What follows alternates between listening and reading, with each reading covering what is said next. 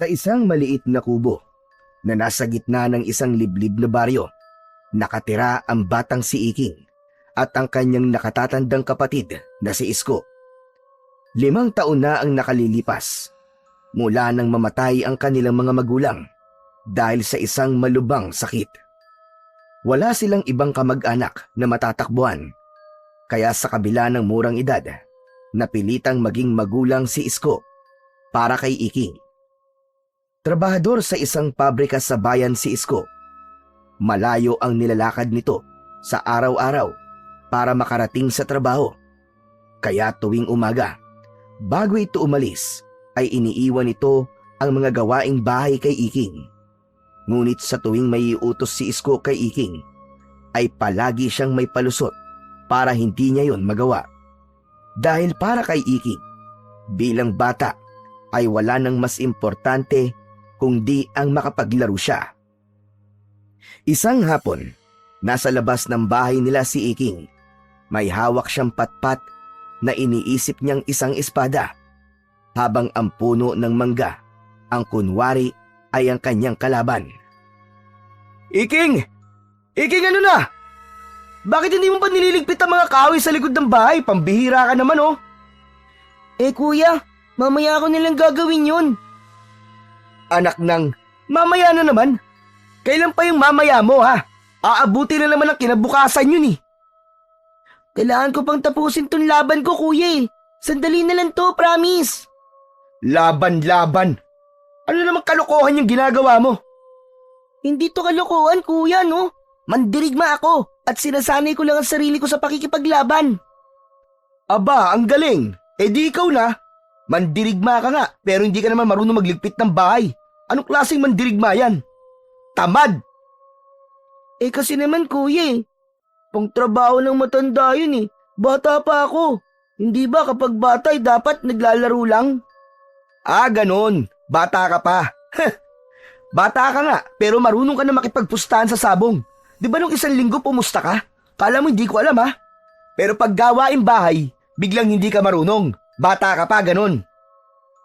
Tumahimik si Iking. Alam niyang mali ang ginawa niya nung 1 linggo. Napalihim siyang tumaya sa sabong gamit ang baryang itinago niya mula sa baon na binibigay ni Isko. Nang matalo siya, hindi siya makauwi kagad dahil natatakot siyang mahuli ng kanyang kuya. Sorry na po, kuya. Hindi ko na po ulitin yun. Paano ko naman malalaman na totoo yung sinasabi mo, Aber? Alam mo bang kung hindi lang kita kapatid, baka pinalayas na kita rito? Ang tigas-tigas ng ulo mo, Iking. Kapag pinalayas mo ko rito, mumultuhin ka ni nanay at tatay, kuya. Lagot ka. Gusto mo ba yon? Pero sige na nga, susundin ko na nga ang utos mo. Napabuntong hininga si Iking at naglakad patungo sa likod ng bahay. Sa totoo lang, hindi niya gustong maging pasaway. Gusto lang niyang maging malaya. Ayaw niya ang pakiramdam na lagi siyang may obligasyon. Bata pa siya at gusto niyang gawin ang gusto niya, gaya ng makipaglaro at mag-explore. Pero alam din niyang may punto ang kanyang kuya.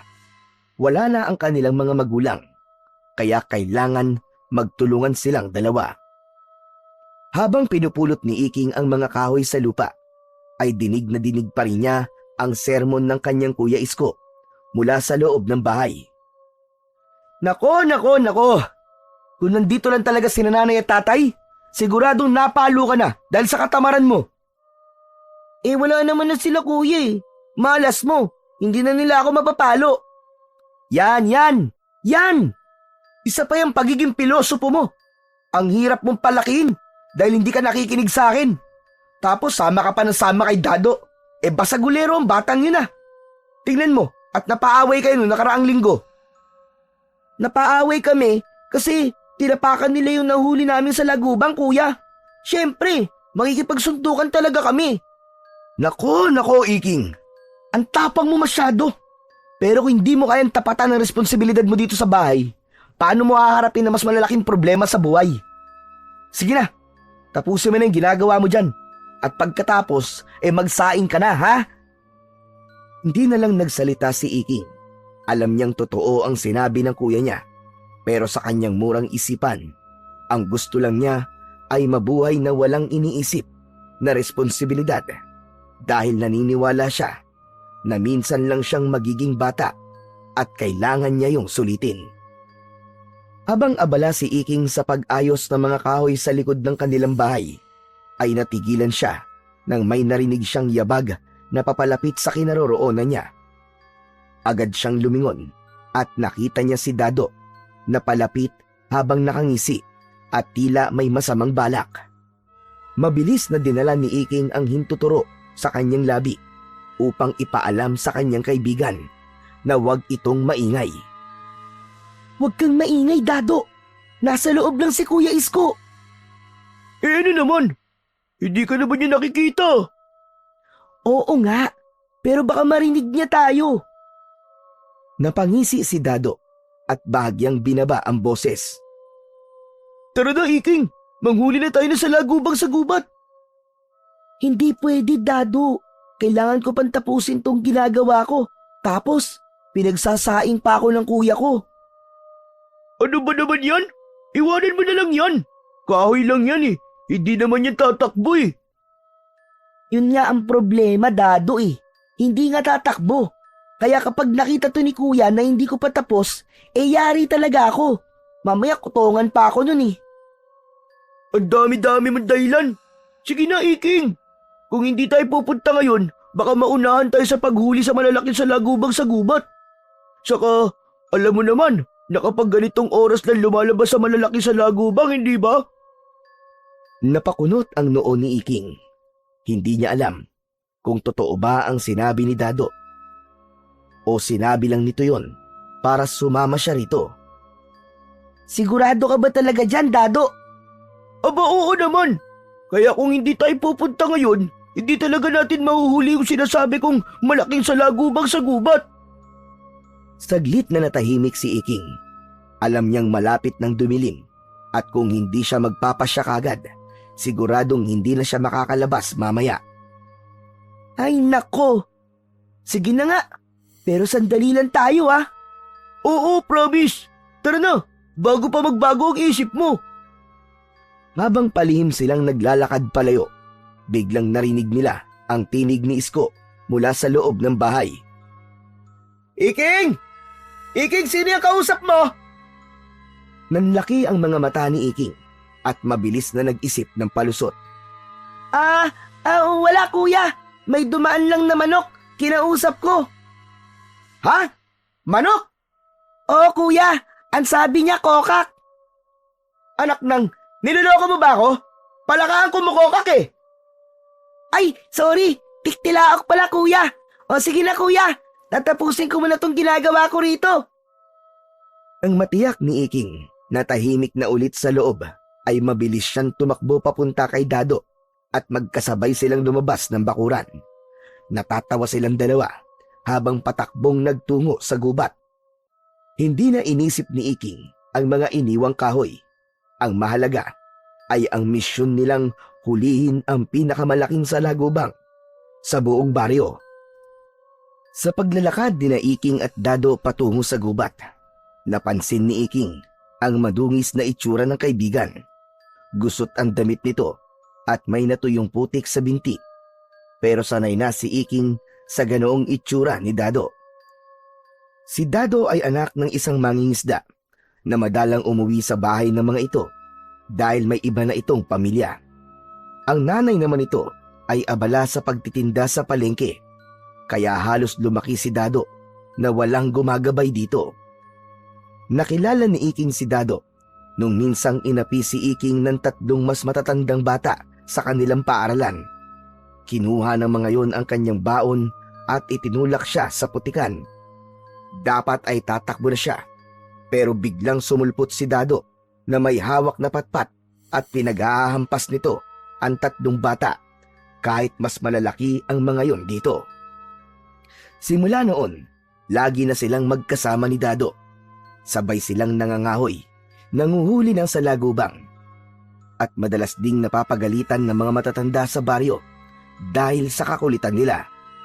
Pero hindi natuwa si Isko sa bagong kaibigan ni Iking dahil kilala si Dado sa baryo nila bilang pasaway at basagulerong bata. Kaya naman, ganun na lang ang pagtutol ng kapatid ni Iking sa pagiging magkaibigan nila ni Dado. Pagdating ni Iking at Dado sa gubat, ay agad nilang tinungo ang isang matandang puno ng mangga. Alam nilang doon madalas nagkukumpulan ang mga salagubang tuwing hapon. Dali na, Iking! Ang bagal mo naman! Hindi kayo hintay ng mga salagubang! Oo na! Akala mo naman kasi, ang daling maglakad dito sa gubat eh. Mamaya may ahas pa tayong matapakan eh, matuklaw pa tayo. Agad silang naghiwalay ng pwesto at inikot ang paligid ng puno. Umakyat din sila sa puno at sinimulang saliksikin ang bawat sanga. Hindi lang basta laro para sa kanila ang panguhuli ng salagubang. Sa kanilang baryo, uso ang sabong ng salagubang. Isang libangan ng mga bata na may kasamang pustahan. Kapag nanalo ang salagubang mo, ay may matatanggap kang pera mula sa talunan. Kaya pangarap ni Iking at Dado na mahuli ang pinakamalaking salagubang sa gubat. Ang ganong uri ng salagubang ay pinaniniwalaang walang talo na para bang isa itong mandirigma na kayang durugin ang kahit na sinong makakalaban nito. Pero sa ayaw na yon, tila malas sila. Langya naman talaga yan, oo. Wala pa rin akong mahuli. Ang malas. Ako nga rin, Dado eh. Ni isang salagubang, wala akong makita. Hindi kaya alam nila na nandito tayo palaging nagpupunta, kaya lumipat sila ng bahay? Hindi naman siguro. Baka may nauna na sa atin na magpunta rito. Napakamot si Iking sa ulo habang pinagmamasdan ang langit na unti-unti nang dumidilim. Napalingon siya kay Dado na abala pa rin sa pagbubusisi ng mga dahon. Biglang sumagi sa isip niya ang isang bagay. Patay! Ano? Sinong namatay? Nakalimutan ko. Pinagsasaing pala ako ni Kuya Isko. Ay! Yari ka niyan! Palo ka pag uwi mo! Hehe! Paniguradong palo talaga ako. Saka madilim na rin pala, Dado. Tara na, umuwi na tayo. Ano? Uuwi tayong wala man lang nahuli? Hindi pwede yun. Isang salagubang lang, Iking. Kahit isa lang. Eh wala naman tayong makitang salagubang kahit saan tayo maghanap eh.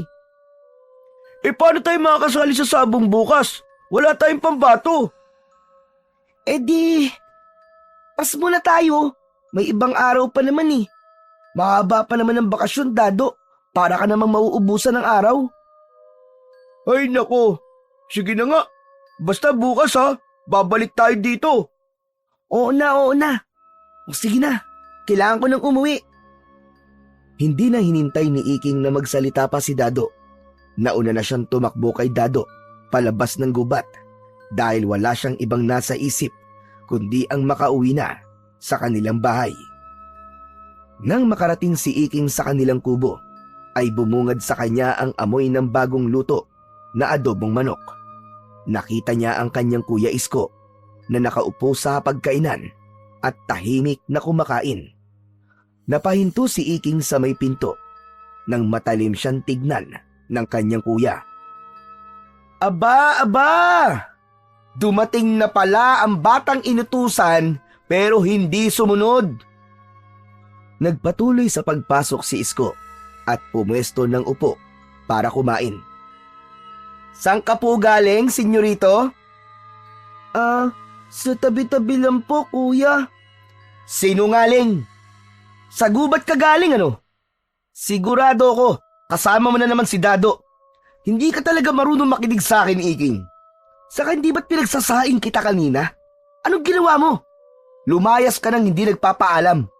Alam mo bang kanina pa kita hinahanap? Sorry na, Kuya Isko. Sorry. Gutom na ako at pagod sa trabaho. Tapos ako pa ang aasahan mo na kumilos dito sa bahay pag uwi ko? Hindi nakaimik si Iking. Alam niyang may kasalanan siya, pero hindi niya matiis na hindi sumama sa kaibigan niyang si Dado. Lalo na kapag inaaya siya nitong manghuli ng salagubang sa gubat. Dahil dyan, hindi ka kakain ngayong gabi ha. Dapat ay parusahan ka para magtanda ka. Ha? Kuya naman, grabe naman yun. Anong kuya naman, grabe naman yun? Dapat lang yan sa'yo. Hindi ka marunong sumunod eh. Umalis ka nga rito sa mesa at hindi ka kakain ngayong gabi. Ang dapat sa'yo, ginugutom. Wala nang nagawa si Iking, kundi tumayo at umupo sa isang sulok. Nagmaktol siya habang pinapanood ang kapatid niyang patuloy na kumakain. Lumipas ang ilang minuto at tahimik lang silang dalawa. Nakayuko lang si Iking habang si Isko naman ay patuloy sa pagkain. Maya-maya ay umangat ang ulo ni Iking nang tawagin siya ni Isko. Hoy! Halika na nga rito, magaling na bata. Kumain ka na. Ay nako, pasalamat ka talaga at hindi kita matiis. Ayoko. Hayaan mo na lang akong magutom at mamatay, kuya. Ang arte mo talaga. Bahala ka, uubusin ko tong ulam, sige. Sa narinig ng bata ay mabilis na tumayo si Iking at umupo sa tapat ng hapagkainan. Agad siyang sumandok ng kanin at naglagay ng ulam sa kanyang plato. Kinamay niya na yon at sumubo ng malaki. Oh, akala ko ba ayaw mong kumain? Sabi ko lang yung kuya, gutom na talaga ako eh. Alam mo, Iking, kahit paano naman, sana'y matuto kang makinig sa akin. Alam mo naman, di ba, na tayo na lang ang magkasama sa buhay. Ayoko lang na merong mangyari sa iyong masama. Lalo na't nangako ko kina nanay at tatay na aalagaan at gagabayan kita. Maunawaan mo naman sana yun, Iking. Sorry na, kuya. Sorry na talaga. Huwag kang puro sorry. Walang kwenta ang sorry kung hindi ka naman sumusunod sa akin. Napangiwi si Iking. Hindi masyadong pumasok sa isip niya ang mga sinabi ni Isko dahil gutom na siya. Kaya halos mabulunan na siya sa sunod-sunod na pagsubo niya ng pagkain. Kinabukasan, maagang nagising si Iking. Nakita niya na nakahain na ang kanilang almusal. Merong sinangag, pritong itlog, tuyo, at kaping barako. Nakaupo si Isko sa hapagkainan habang suot ang lumang polo at maong na pantalon. Handa na itong pumasok sa pabrika. Agad naman na dumulog sa hapagkainan si Iking at sinaluhan sa pagkain ang kanyang kuya Isko. Iking, pagkatapos mong kumain, punuin mo yung drum sa banyo ha. Anong ilalagay ko sa drum, kuya? Subukan mong punuin ng bato. Baka may pampaligo mo ang bato. Pambira talaga tong batang to. Kuya naman eh, idetalye mo kasi ang utos mo. Ano bang inilalagay sa drum na nasa banyo? Hindi ba tubig? Oo na kuya. Pupunuin ko na yun mamaya ng bato ay tubig pala. Walang layas-layas ha. Walang dado-dado ah. Pag hindi puno yun pag uwi ko, nako, mayayari ka na talaga sa akin.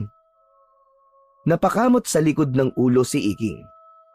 Ang higpit mo talaga, Kuya Isko. Daig mo pa si nanay at tatay eh. Mahigpit ako kasi pasaway ka. Saka para rin naman sa yung paghihigpit ko ah. Tapos isipin mo, yung inuutos ko sa'yo ng pag-iigib ng tubig. Abay, sino ba makikinabang doon? Ikaw din naman ah. Dahil sa ating dalawa, mas ikaw ang kailangan maligo dahil kahit gabi na, amoy araw ka pa rin, Iking. Hala siya, grabe ka naman magsalita sa akin, kuya. Hindi mo na lang dinirate yung sabihin na mabaho ako eh. Oo na, pupunain ko na yung drum ng tubig pagkatapos kong kumain. Maya-maya pa ay tumayo na si Isko. Kinuha nito ang bag at lumapit kay Iking. Iking, huwag mong kalilimutang ikandado ang pinto paglalabas ka ng bahay. Oo kuya, mag-iingat ka po. O sige, may bigas pa dyan. Magsaing ka na lang. Iinit mo na lang yung adobo kagabi tapos may 20 pesos dun sa ilalim ng balig natin. Sa'yo na yun para may pangmeryenda ka mamaya. O sige, aalis na ako Ngumiti si Isko bago tuluyang lumabas. Kahit mahigpit ang kanyang kuya, alam naman ni Iking na mahal siya nito. Pagkaalis ng kanyang kuya Isko, ay tinapos na kagad ni Iking ang kanyang almusal at sinimulan na ang pag-iigib. Lumabas siya ng bahay dala ang timba at pumunta sa poso ng kanilang kapitbahay. Matapos niyang magpaalam sa kapitbahay nila na mag-iigib siya, ay pumuesto na siya sa poso para punuin ng tubig ang timba. Hinawakan na ni Iking ang bakal na hawakan ng poso at sinimulan niyang bombahin yun na pataas at pababa hanggang sa lumabas ang malamig na tubig sa nguso ng poso. Paulit-ulit niyang pinuno ang timba at dinala yon sa kanilang banyo. Nasa pang-5 timba na siya nang makita niya si Dado na papalapit sa kanya habang abala siya sa pagbobomba sa poso. Iking! Aba, ayos ah. Ang sipag mo naman. Kung aayain mo ako maglaro o manghuli ng salagubang, hindi pa ako pwede. May ginagawa pa ako, Dado. Istorbo ka eh. Yun na nga eh. May pupuntahan tayo ngayon. Mamaya ka na mag-igib. Makikipagsabong tayo na salagubang sa kabilang baryo. Masaya yun. Eh anong ipansasabong natin? Wala nga tayong nahuli kahapon, di ba? Ano ka ba? Meron na ako. Dahan-dahang binuksan ni Dado ang dala nitong kahon at mula roon ay inilabas nito ang isang napakalaking salagubang. Kumikinang ang matigas nitong katawan sa sikat ng araw at malalakas ang galaw ng mga paa at pakpak nito. Namangha si Iking sa laki ng insekto. Wow! Grabe, ang laki niya na! Saan mo nakuha yan? Hehe, binili ko sa kapitbahay namin.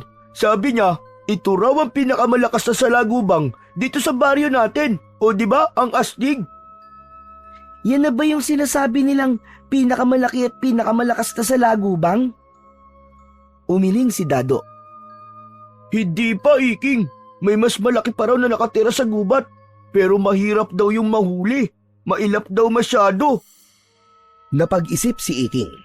Ang ideya ng isang mas malaking salagubang ay naging tukso sa kanya na iwanan ang ginagawa niya, pero bigla niyang naalala ang kanyang kuya Isko. Sayang naman. Pero kasi hindi talaga ako pwedeng sumami. Kailangan kong punuin yung drum sa bahay eh. Mamayang hapon pa naman uuwi ang kuya mo eh. Pwede mong tapusin yan mamaya. Umaga pa lang naman at napakahaba pa ng araw, Iking. Saka, ano ba nakain mo at ang sipag-sipag mo ngayon? Kung hindi natin ito isasabo ngayon, baka manghina na ito sa mga susunod na araw. Oo nga no. Sige. Tara na. Ayos! Halika na at makipagsabong na tayo na sa lagubang. Agad na dinala ni Iking ang timba sa kubo nila. Kinuha niya ang 20 pesos na iniwan ni Isko sa kanya at saka siya sumabay kay Dado papunta sa kabilang baryo. Mabilis na tinahak ni Iking at Dado ang daan patungo sa kabilang baryo. Tumawid sila sa palayan bago nila narating ang kanilang destinasyon. Mainit ang araw pero hindi yun alintana ni Iking dahil mas excited sila sa pagsasabong ng salagubang. Dado, sigurado ka bang malakas talaga yung salagubang mo? Aba oo naman. Sinabi ko na sa'yo, di ba? Ito raw ang pinakamalakas sa baryo natin ngayon. Tignan nga natin mamaya kung totoo yung sinasabi mo. Basta, sigurado ako na hindi tayo ipapahiya na sa lagubang na to.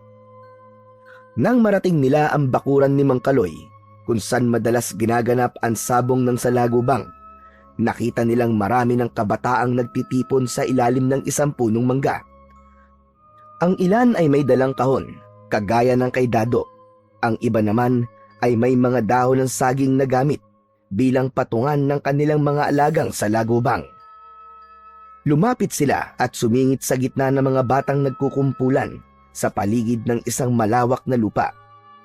Ipinakita ni Dado ang salagubang nito sa mga batang nagsasabong at maging ang mga yon ay namangha sa laki ng salagubang ni Dado. Agad silang naghanap ng makakalaban. Isang payat na batang nakasombrero ang lumapit at naglabas ng isang mataba at makintab na salagubang mula sa dahon ng saging. Halos kasing laki rin yun ng kay Dado, Ngunit ang kaibahan lang ay merong sungay ang kinadado. Sobrang kumpiyansa ni Iking na mananalo ang salagubang ni Dado, kaya agad niyang dinukot ang 20 pesos na ibinigay sa kanya ng kanyang Kuya Isko na sana ay pangmeryenda niya. Sige, ipupusta ko tong 20 pesos sa salagubang ni Dado. Ilang bata pa ang pumusta sa salagubang ni Dado, pero meron din sa kalaban. Sa gitna ng lupa, gumuhit sila ng isang bilog gamit ang isang patpat. Maingat nilang inilagay ang 2 salagubang sa loob ng bilog. Pagsasabungin nila roon ang 2 salagubang, at kung anong salagubang ang unang lumabas sa bilog, ay siyang matatalo. Nagtipon ang mga bata sa paligid ng bilog. Lahat ay sabik na panoorin ang laban. Inilagay na ni Dado ang salagubang dito sa gitna ng bilog, at ganun din ang salagubang ng kalaban. Sinundot nila ng bahagya ang kanilang mga salagubang upang maglaban ang mga yon. Agad na sumugod ang salagubang ng batang kalaban at mariing ibinangga ang ulo nito sa katawan ng salagubang ni Dado. Napaatras ang salagubang ni Dado na medyo ikinakaba ni Iking. Sige, lumaban ka! Huwag ka magpapatalo dyan! Gamitin mo sungay mo! Ngunit sa halip na lumaban ang salagubang ni Dado, ay bigla yung lumipad palayo at lumabas ng bilog. Nanlumo si Iking sa kanyang nakita. Nakke! Ano ba yan, Dado? Akala ko ba malakas siya sa lagubang mo? Duwag naman pala takbuhin! Aba malay ko, ang sabi ng pinagbilang ko niyan matapang daw yan Kinuha ng batang kalaban nila ang 20 pesos na taya at tumawa. Nainis si Dado sa pagtawa ng bata, kaya susuntukin niya sana yon. Mabuti na lang at mabilis na umawat si Iking. Ano ka ba naman, Dado? Magugulo ka pa rito. Wala tayo sa teritoryo natin. Nakakainis ang tawa niya Akala mo kung sino. Pabayaan mo na. Tara na, umalis na tayo. Ayoko, babawi tayo. Round 2 pa. Tama na, Dado. Wala na akong pera. Pasalamat ka. Magkikita pa tayo uli. Masama ang loob na naglakad palayo si Iking. Agad namang sumunod sa kanya si Dado na napapakamot na lamang sa likod ng ulo dahil sa kanilang pagkatalo. Habang naglalakad pa uwi sina Iking at Dado, ay hindi pa rin natapos ang pagdadabog ni Iking. Nakakunot ang noo niya at panay ang reklamo habang sinisipa ang maliit na bato sa kanilang dinadaanan. Hay nako! Malas! Malas talaga! Sayang yung 20 pesos ko. Dapat pinangmerienda ko na lang yun Ang malas! Ang malas! Ang malas! Wala tuloy akong pambili ng nilupak ni Aling Baby. Sus, ang liit na bagay lang naman ng 20 pesos. Pwede naman nating mabawi yun sa ibang araw, Iking At paano natin mababawi yun, Aber? Di, maghanap tayo ng mas malakas na salagubang. Ayoko na. Dahil sa'yo, gutom ako mamaya, wala akong pang merienda. Magsasalita pa sana si Dado nang mula sa hindi kalayuan ay nakarinig sila ng tumutugtog ng pluta. Napalingon sila sa kalsada at doon nila nakita ang isang matangkad na lalaki na nakasuot ng damit ng isang payaso. Ngunit hindi tulad ng mga karaniwang payaso sa perya. Marumi ang suot nitong damit. Ang pula at asul na costume ay may mga bahid ng alikabok at tila luma na ang tela. Ang kulay puti na makeup sa mukha nito ay bahagyang natutunaw na sa pawis at ang ilong nito na dapat ay pulang-pula ay medyo kupas na rin. Pero sa kabila nun ay may kakaibang ningning sa mga mata ng payaso habang pinatutugtog nito ang hawak nitong pluta. Sa likod ng payaso ay may 5 batang nakasunod dito na pawang aliw na aliw sa pakikinig sa pagtugtog ng payaso. Habang naglalakad ang payaso ay huminto ito sa pagtugtog ng fluta para magsalita. Mga bata, ako si Goyong, ang payasong ligaw. Halina't sumama sa akin dahil meron akong libreng palabas para sa inyo. Wala tayong gagawin kundi ang magsaya. Kaya halina kayo at sumunod kayo sa akin. Muling nagpatugtog ang payasong si Goyong ng pluta at mas dumadami pa ang mga batang nakasunod dito na tila nahihikayat sa musika nito. Ayos yun ah. Tara, manood tayo. Wala namang bayad eh. Hindi pwede, Dado. Kailangan ko pang tapusin ang pag-iigib ko, di ba? Baka umuwi na si kuya tapos hindi ko pa rin tapos yun. Naku po, magagalit na naman yun sa akin, panigurado. Ano ka ba naman, Iking? Masyado ka matatakotin eh. Ang aga-aga pa naman eh. Saka kailangan nating manood ng masayang palabas para mawala sa isip natin ang pagkatalo natin sa sabong na sa lagubang. Di ba? Napatingin si Iking kay Goyong na patuloy na tumutugtog habang ang mga bata ay masayang nakasunod dito. Napagtanto niyang may punto ang sinabi ni Dado at kailangan niya talagang makalimutan ang 20 pesos niya na natalo sa sabong ng salagubang. Sige na nga, pero sandali lang tayo, Dado ah. Oo naman. Kapag hindi masaya yung palabas ng payaso, di uuwi din kagad tayo.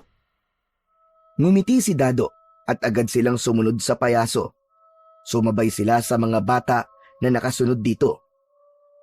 Makalipas ang ilang minuto ng pagsunod ni Iking at Dado at ng iba pang mga bata sa payaso, ay bigla itong huminto sa bukana ng gubat. Sa ilalim ng isang matandang puno ng balete ay may isang hukay na kahon na mukhang pinaglumaan, ngunit kaakit-akit pa rin sa mata ng mga bata. Halina mga bata! Magsilapit na kayo! Umupo na kayo dito! Dahil magsisimula na ang pinakamasayang palabas na matutunghayan nyo sa buong buhay nyo! Agad na nagunahan ang mga bata sa pag-upo sa damuhan. Pati sina Iking at Dado ay nagmamadaling pumwesto sa harapan ng payaso. Bago ko umpisahan ang aking palabas, ay magpapakilala muna ako sa inyo. Ako ay walang iba, kundi si Goyong, ang payasong ligaw. Ako ay gumagala upang magatid ng saya sa mga batang tulad nyo. At sa pagkatapos ng palabas ko, 3 maswerteng bata ang bibigyan ko ng matamis at masarap na mansanas. Nagpalakpakan ang mga bata sa tuwa. O di ba? Sabi ko sa iyo masaya dito eh. Huwag ka na maingay, Dado. Magsisimula ng palabas. Panoorin na lang natin. Itinuon ni Iking ang kanyang atensyon sa payaso. Tila nalimutan niya pansamantala ang nawalang 20 pesos at ang pag-iigib na hindi niya pa natatapos. Sinimulan na ni Goyong ang palabas. Mula sa bulsa ng marumi nitong costume ay inilabas nito ang isang maliit na panyo at ipinakita sa mga bata na wala yung laman. Iwinasiwas nito yon sa ere at hanggang isang kalapati ang lumitaw mula sa panyo. Masayang nagpalakpakan sina Iking at ang iba pang mga bata na naroon. Nagpatuloy naman ang payaso sa pagpapasikat ng alam nitong mga mahika. Pinalitaw nito ang isang bola mula sa tenga ng isang bata. Nagpalabas din ito ng kuneho sa isang itim na sombrero. Nagtatawanan ang mga bata sa bawat magic tricks na ipinapakita ng payasong si Goyong. Matapos ang mahigit 20 minuto ng mahika at pagpapatawa, biglang sumeryoso ang mukha ni Goyong. Mula sa kahon ay naglabas ito ng 3 mapupulang mansanas. At gaya ng pinangako ko, may 3 bata na makatatanggap ng espesyal na regalo. Napalunok si Iking. Umasa siya na isa siya sa mabibigyan ng mansanas, ngunit tila malas talaga sila ni Dado sa araw na yun dahil wala kahit isa sa kanilang dalawa ang nabigyan ng mansanas.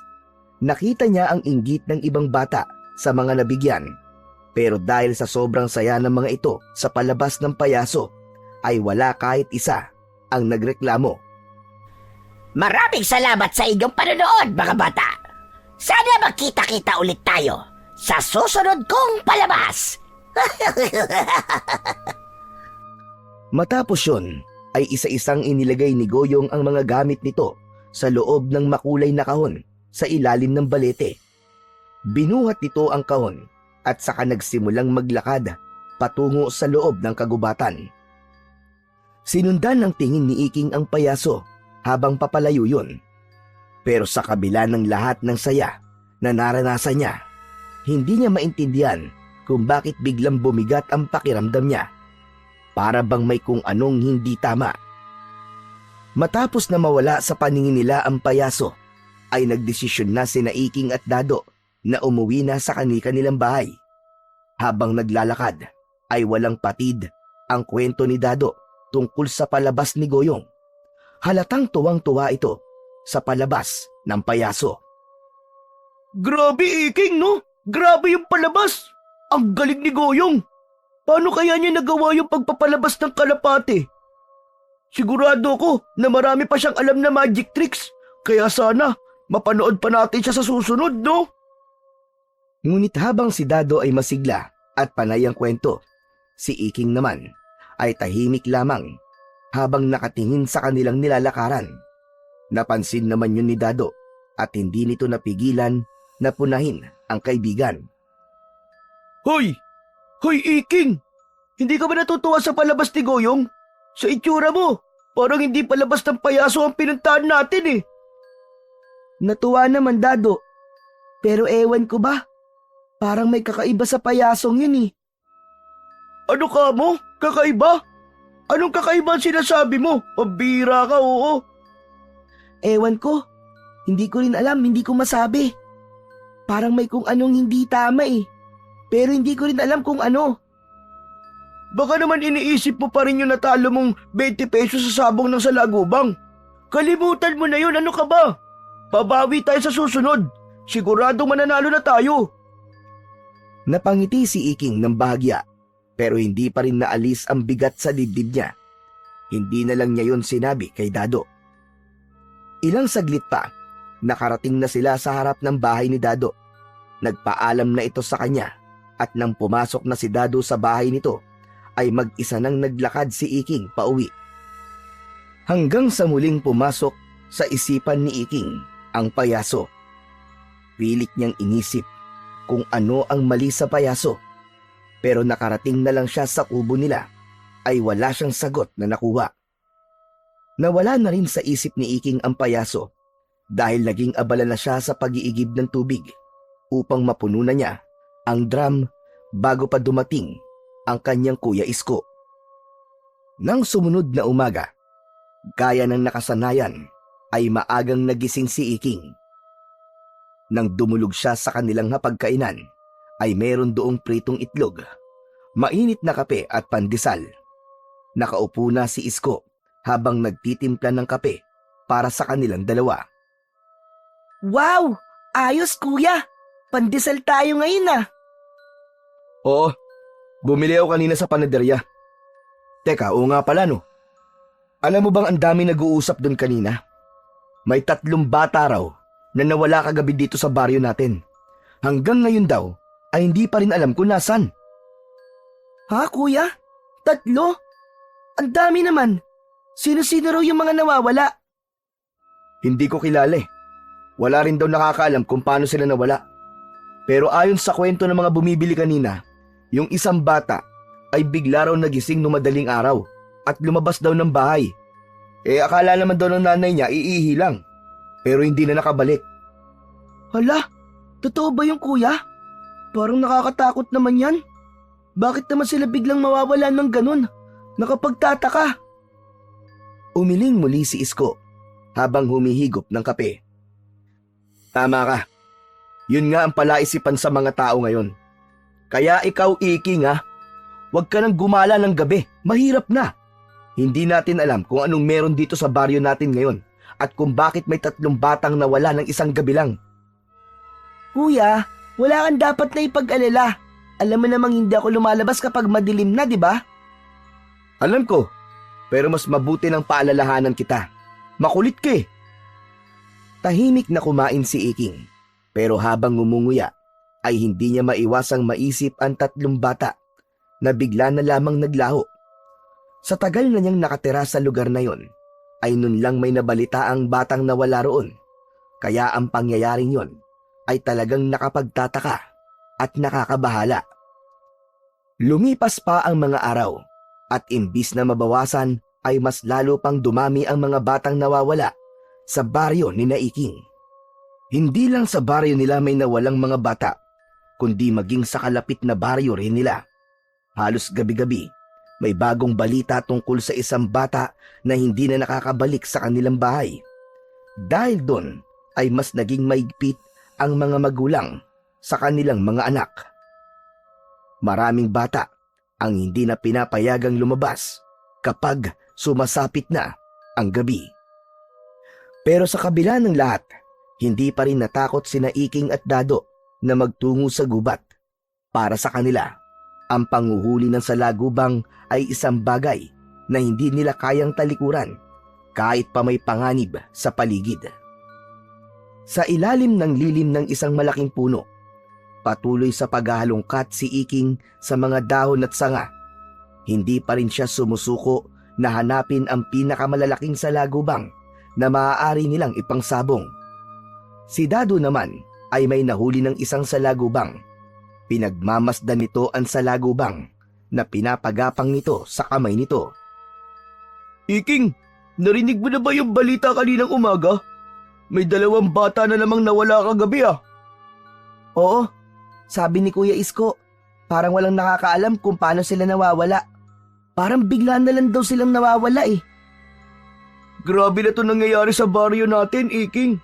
Parang linggo-linggo na lang, may nawawalang bata. Tingin mo kaya may kumukuha sa kanila, Dado? Hindi ko rin alam eh. Pero may narinig akong sabi-sabi na baka raw mga engkanto ang may kagagawan ng pagkawala ng mga bata. Napataas ang kilay ni Iking. Ano ka mo? Engkanto?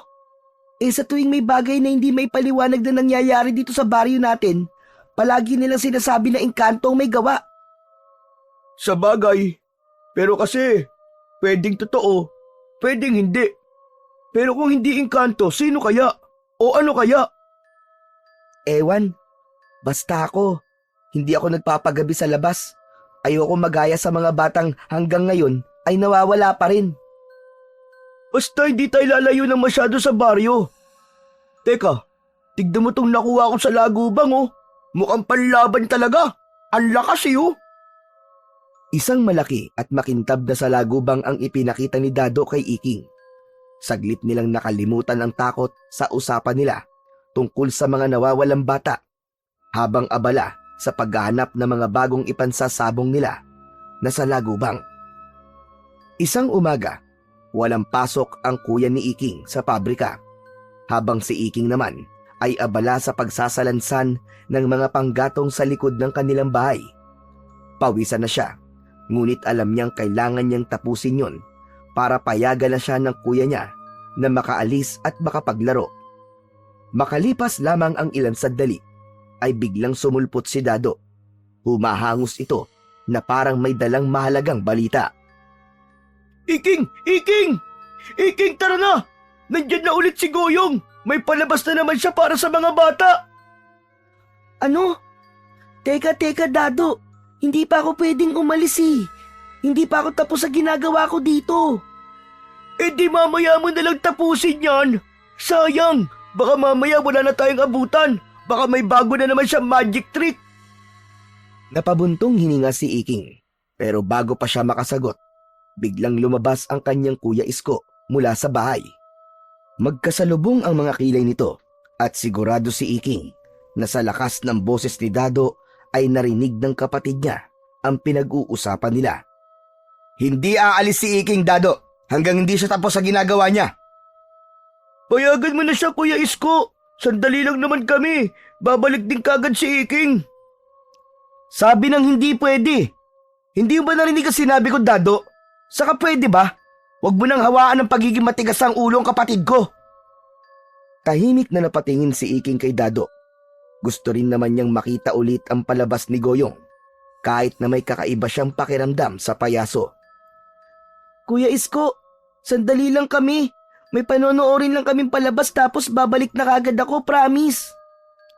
Napailing si Isko at matalim siya nitong tinignan Pero bago pa makapagsalita si Isko, ay biglang hinila ni Dado si Iking at mabilis itong tumakbo palayo. Wala nang nagawa si Iking kundi ang tumakbo na rin at sumama kay Dado. Iking! Iking, bumalik ka rito! Hindi ka pa tapos sa ginagawa mo, Iking! Iking! Ang tigas talaga ng ulo. Ngunit masyadong maigpit ang pagkakahawak ni Dado kay Iking, kaya hindi niya na nagawa pang huminto. Habang patuloy silang tumatakbo palayo, ay natabunan ng tawanan nila ang mga sigaw ng kanyang kuya Isko. Nang malapit na sila sa bukana ng gubat, ay sakalang binitiwan ni Dado si Iking. Pero dahil malapit na sila sa kinaroroonan ng payaso, ay nagpatuloy na lang si Iking at hindi niya na naisip pa na bumalik sa bahay nila. Pambihira ka naman, Dado. Bakit mo ko inila ng ganun? Hindi pa pumapayag si Kuya Isko na umalis ako eh. Nako, lagot na naman ako nito. Paniguradong galit na naman sa akin yun mamaya. Tagal nyo kasi mag-usap ng kuya mo eh. Baka hindi na natin maabutan si Goyong. Saka, ayos lang yun. Palagi namang galit ang kapatid mo sa'yo eh. Napanganga si Iking, pero hindi na rin siya nakasagot. Alam niyang may punto si Dado, pero ang sigurado siya, pag uwi niya ay siguradong galit na naman ang kuya niya sa kanya. Nang makarating na sila sa bukana ng gubat, ay bumungad kagad sa kanila ang maraming bata na nakaupo sa harapan ni Goyong. May malaking ngiti ang payaso. May hawak itong mahabang patpat na may pulang tela sa dulo na parang isang bandera. Agad na umupo sina Iking at Dado sa dulo ng hanay ng mga bata habang hinihingal pa rin dahil sa pagtakbo. Nagsisimula na ang palabas, Goyong. Buti umabot pa tayo. Itinapat ni Goyong ang pulang tela sa isang batang lalaki sa harapan. Kumindat ito at biglang winasiwas ang patpat. Sa isang iglap, naglaho ang pulang tela at sa halip ay lumabas mula sa dulo ng patpat ang isang pulang rosas. Naghiyawan ang mga bata sa tuwa. Kasunod nun ay inilabas ni Goyong ang isang maliit na kahon. Binuksan nito yon upang ipakita na wala yung laman. Pinapili nito ang isang batang babae sa harap kung anong gusto nitong lumabas sa kahon. Kung ibon o kuneho ba? Ibon ang isinagot ng batang babae. Isinarado ni Goyong ang kahon, saka malakas na inalog. Nang muli nitong buksan ang kahon, ay isang uwak ang biglang lumipad palabas ng kahon. Lumipad yon patungo sa gubat. Nagsigawan ang mga bata sa labis na saya, habang sina Iking at Dado naman ay labis na namangha at napapalakpak pa. Pagkatapos ng ilang magic tricks, tulad ng biglang paglabas ng makulay na laso mula sa bibig at ang pagpapalit ng kulay ng isang sombrero, ay dumukot si Goyong sa loob ng kahon ng isang mansanas. Tumahimik ang lahat at nag-abang kung sino ang pagbibigyan ni Goyong ng mansanas. Tumingin ang payaso sa isang batang lalaki na tahimik na nanonood. Inabot nito sa batang lalaki ang mansanas na agad namang kinuha ng bata. Pagkatapos nun, yumuko si Goyong at nagbigay galang sa mga bata. Hanggang sa susunod kong palabas, mga bata. Mga munti kong kaibigan, dito na natatapos ang aking libreng palabas ngayong araw na ito. Hanggang sa muli! Iniligpit na ni Goyong ang mga gamit nito at saka nagtungo sa loob ng gubat. Nang tuluyang nawala na ang payaso, ay nagsimula ng mag-alisan ang mga bata. Tumayo na rin sina Iking at Dado at nag-uusap habang naglalakad. Hay, pabira naman yan oh. Hindi na naman ako nabigyan ng mansanas. Hindi pa naman siguro yun ang huling palabas ni Goyong dito sa atin. May pagkakataon ka pang mabigyan, Dado. Sana nga. Pero parang pinipili niya kasi yung binibigyan niya no? Kaya nga eh. Hindi ba si Onyok yung nabigyan niya kanina ng mansanas? Yung anak ni Aling Maring na nagtitinda ng nilupak? Ewan ko. Hindi ko naman kilala si Aling Maring eh. Ganun ba? Ang problema ko ngayon, paano ako babalik sa bahay? Siguradong galit na galit si Kuya Isko sa akin. Ayos lang yan. Para namang hindi ka pasanay sa Kuya Isko mo. Napabuntong hininga si Iking habang patuloy silang naglalakad pa uwi.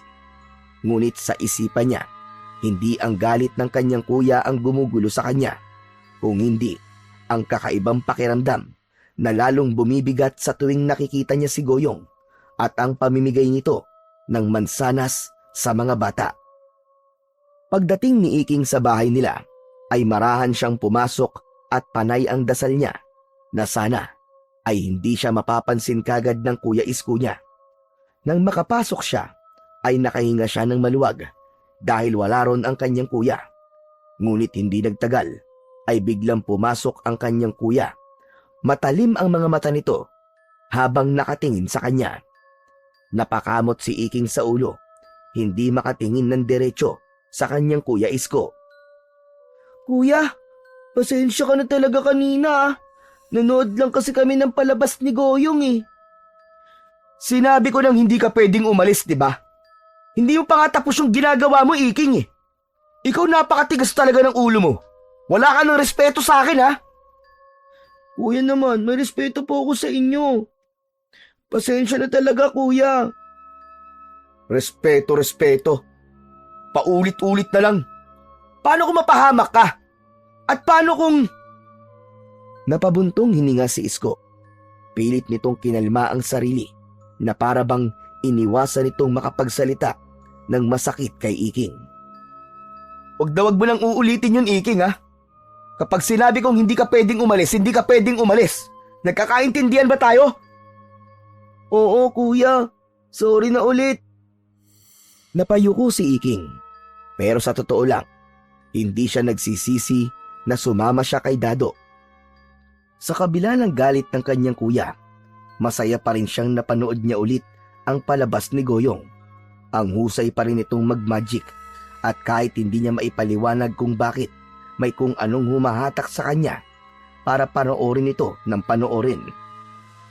Isang umaga, nang magising si Iking, ay napansin niyang wala ang kuya niya sa bahay nila. Sumilip siya sa labas, pero wala rin ito doon. Dumiretso siya sa batalan upang magmumog. Matapos niyang magmumog, ay saktong dumating na ang Kuya Isko niya na may bitbit na supot ng pandesal at isang maliit na kahon ng keso. Oh, gising ka na pala. Ito ang almusal natin, oh. Mag-init ka na pala ng tubig para makapagkape na tayo. Dali-daling kinuha ni Isko ang takure at sinalinan niyo ng tubig.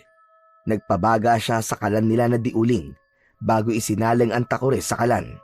Habang hinihintay na kumulo ang tubig, ay narinig ni Iking ang pagsasalita ng kanyang kuya. Iking, alam mo ba, may nawala na naman daw bata kagabi. Sino raw, kuya? Si Onyok, yung anak ba ni Aling Maring? Natigilan si Iking. Parang biglang bumagal ang kanyang paghinga. Naalala niya na si Onyok ang batang binigyan ni Goyong ng mansanas kahapon matapos ang palabas nito. Pinilit niyang iwaksi ang kanyang iniisip.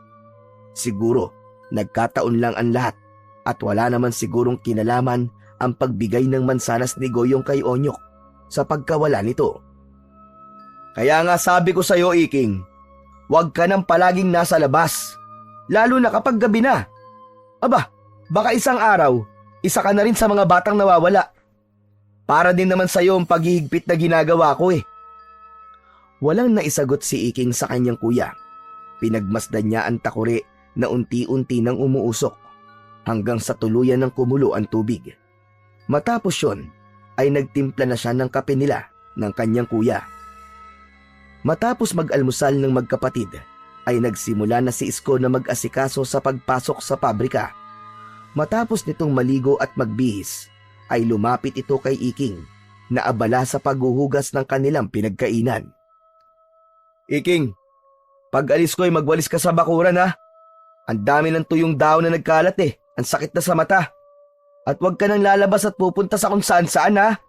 Dumarami nang nawawalang bata. Oo, kuya. Huwag ka mag-alala. Hindi na muna ako lalabas ngayon. Muli siyang tinapunan ng tingin ni Kuya Isko niya na parang sinisiguro nito kung totoo ang sinasabi niya. Aalis na ako, Iking ha. Mag-iingat ka rito. Sige kuya, ingat ka rin. Nang makaalis na si Isko, ay tinapos na ni Iking ang paghuhugas ng kanilang pinagkainan. Matapos yun, ay agad niyang kinuha ang walis tingting at sinimulan ang pagwawalis sa bakuran. Inipon niya ang mga tuyong dahon sa isang sulok. Sa gitna ng kanyang pagwawalis, ay biglang dumating si Dado. Napasapo si Iking sa kanyang noo. Alam na niya kung ano ang dahilan kung bakit nandun ang kaibigan niya. Iking! Iking! Tara na! Manghuli tayo na sa lagubang! Dado, pasensya na. Hindi ako pwede ngayon. Oh, bakit na naman? Dado naman, ayoko na magalit si Kuya Isko sa akin. Hindi pa nga humuhupa ang galit niya sa akin kahapon tapos eto ka na naman, yaya ka na naman ng yaya. Ang KJ mo naman! Nasa trabaho naman ang kuya mo eh. Hindi niya malalaman kung aalis ka. Sinabi ko na kasi kay Kuya na hindi ako aalis. Hindi nga niya malalaman na aalis ka, ang kulit mo. Saka paano kung mahuli natin yung pinakamalaki at pinakamalakas na salagubang? Lagi na tayong panalo sa sabong kapag nagkataon, di ba? Bahagyang natigilan si Iking. Magandang ideya yon. Pero naalala niya ang sinabi ng kuya niya kanina, ang tungkol sa mga nawawalang bata. Dado, oo nga pala, si Onyok, nawawala siya. Kagabi lang siya nawala, hindi ba? Siya yung binigyan ng mansanas ni Goyong kahapon? Napakunot ng noo si Dado. Anong ibig mo sabihin? Wala naman. Baka naman kasi nagkataon lang yun. Iking, sinasabi mo bang si Goyong ang kumukuha ng mga bata, ganun ba? Hindi naman Dado. Imposible na si Goyong ang nangunguha ng mga bata, Iking. Mabait si Goyong. Hindi ba't wala siyang hinihinging bayad sa atin sa tuwing nagpapalabas siya? Hindi ko naman sinasabing siya nga. Kaya nga ang sabi ko ay baka nagkataon lang.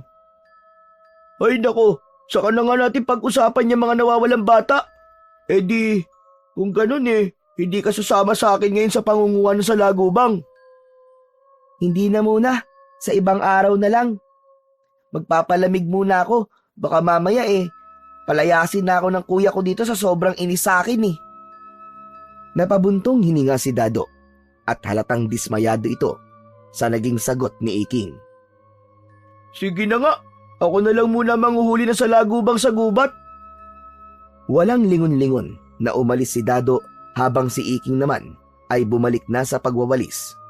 Subalit kahit pilit niyang ibaling ang isip sa ginagawa, hindi niya maiwasang muling isipin ang tungkol kay Goyong.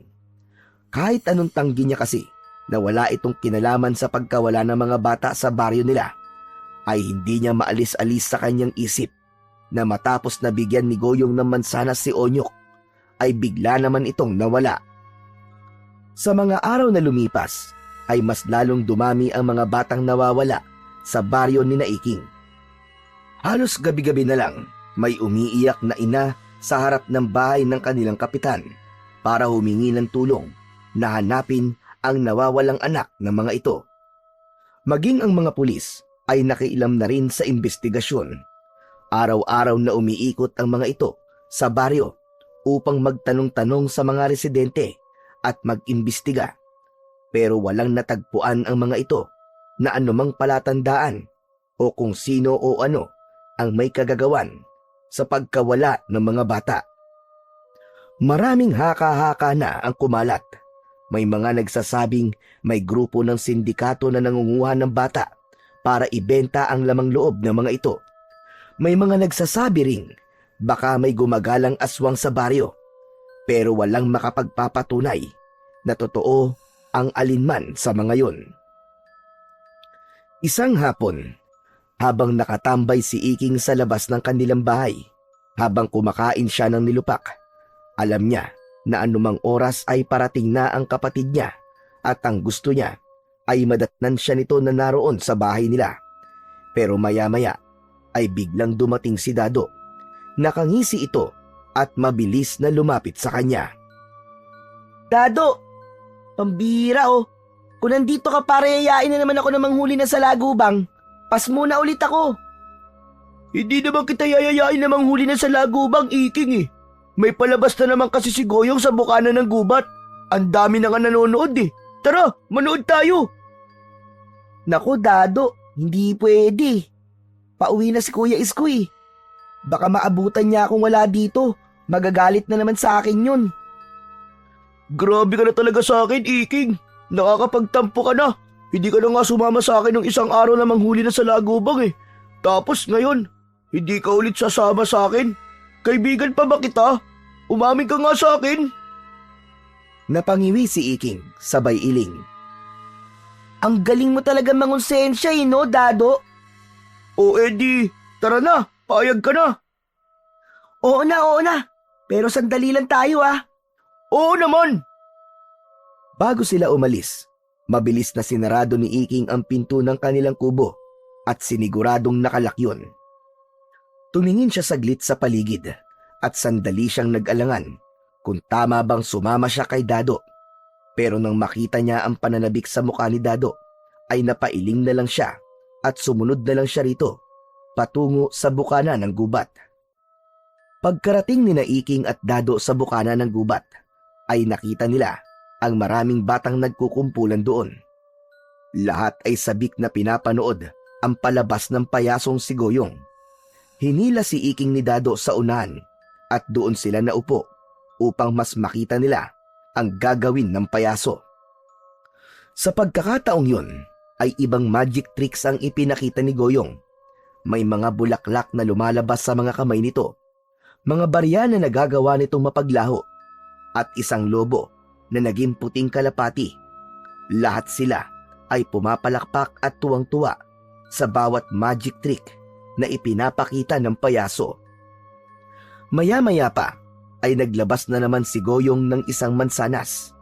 Alam ni Iking na tapos na ang palabas ng payaso. Muling lumapit si Goyong sa mga bata.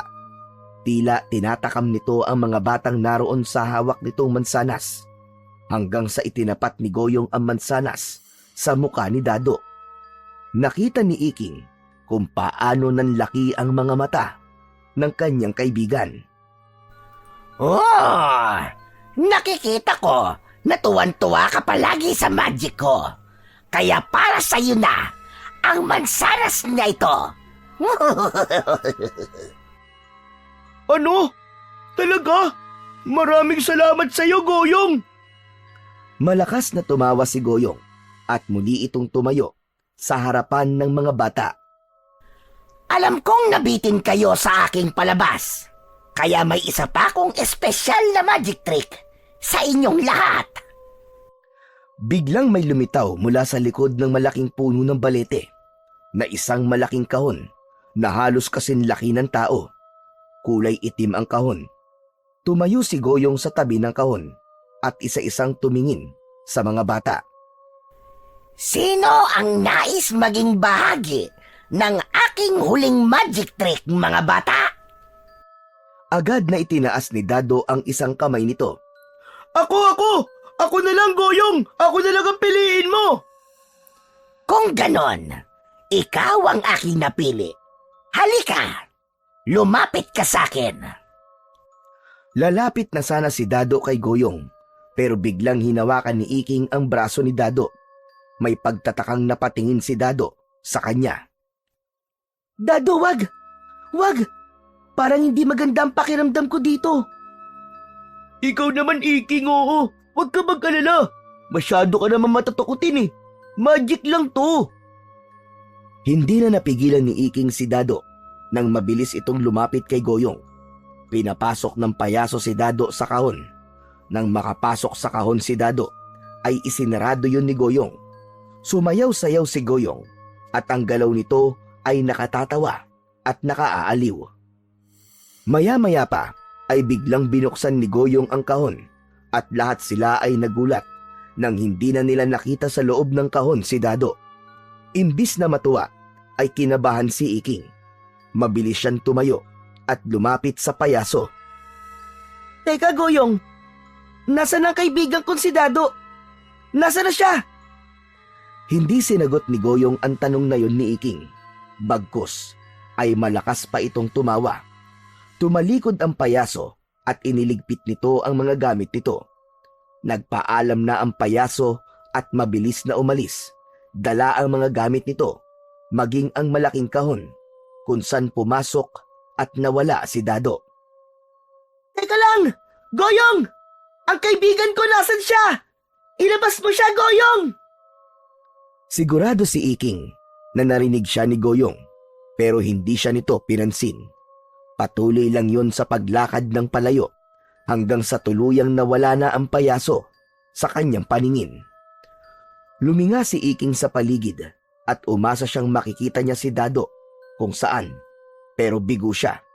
Kahit saan siya tumingin ay hindi niya nakita ang kanyang kaibigan hanggang sa nagsimula na si Iking na hanapin ang kanyang kaibigan na si Dado. Lumipas ang ilang minuto ng paghahanap ni Iking kay Dado, ngunit hindi niya pa rin ito nakita. At nang magsimula ng dumilim ang paligid, ay napilitan na si Iking na umuwi. Kinalma na lang niya ang sarili niya at inisip niya na hindi naman talaga nawawala si Dado dahil magic trick lamang ang ginawa rito ni Goyong. Inagabihan, habang kumakain ng hapunan sina Iking, ay dumating ang ina ni Dado. Umiiyak itong nagtanong kay Iking kung alam ba niya kung nasaan ang kaibigan niyang si Dado. Halos hindi makatingin si Iking sa nanay ni Dado. Alam niyang dapat niyang sabihin na nawala si Dado nung pumasok ito sa kahon na pagmamay-ari ng payaso na si Goyong. Pero natakot siyang baka hindi siya nito paniwalaan. Pilit niyang inisip na baka nagtatago lang si Dado, pero alam niyang imposible yun. Pagkaalis ng ina ni Dado ay kinausap siya ng kanyang kuya Isko at sinabi nito na dapat ay mag-ingat na siya ng gusto dahil mismong kaibigan na ni Iking ang nawala. Labis na nakonsensya si Iking. Naisip niya na baka kung nagtagumpay siyang pigilan na pumasok si Dado sa kahon ng payaso ay baka hindi nawala ang kaibigan niya. At habang nakatitig siya sa kawalan, ay mas lalong tumindi ang hinala niya na baka may kinalaman si Goyong sa pagkawala ng mga bata sa baryo nila at sa iba pang baryo na malapit sa kanila. Isang gabi, habang natutulog si Iking, ay nagising siya sa hindi malamang dahilan. Pakiramdam niya ay may kakaiba sa paligid at may kung anong gumagalaw sa paanan niya. Nanlaki ang kanyang mga mata nang makita ang isang napakalaking salagubang na kulay ginto. Kumikinang ang katawan nun at meron yung malaking isang sungay. Sinubukan niyang abutin ang kakaibang salagubang pero bigla yung lumipad palayo. Dumapo ang salagubang malapit sa pinto ng kubo nila na parang nag-aanyaya na lapitan niya ito. Nagkaroon si Iking ng pagnanais na hulihin ang ginintuang salagubang. Maingat siyang tumayo upang hindi magising si Isko na humihilik sa tabi niya. Ngunit nang tumayo si Iking, ay biglang lumusot ang salagubang sa isang malaking butas sa dingding at lumipad palabas. Walang pagdadalawang isip na lumabas si Iking. Sa labas ay nakita niya ang gintong salagubang na lumilipad papalayo. Hindi niya alam kung bakit, pero may kung anong pumipilit sa kanya na sundan ito. Tila may mahiwagang kapangyarihan ang salagubang na humihila sa kanyang atensyon. Sinundan niya ang salagubang hanggang sa hindi niya na namalayang nasa loob na pala siya ng gubat.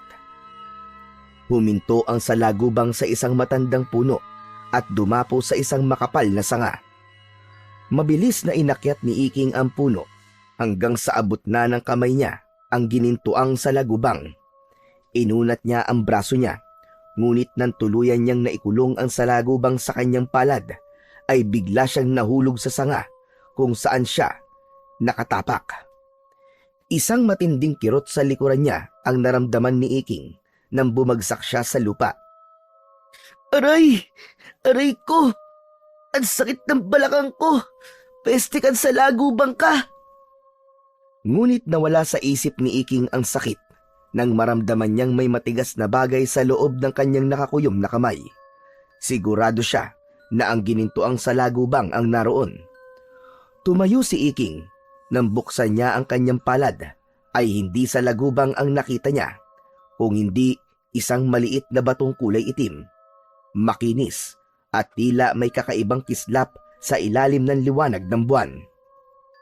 Hala, paanong... Nasaan yung salagubang?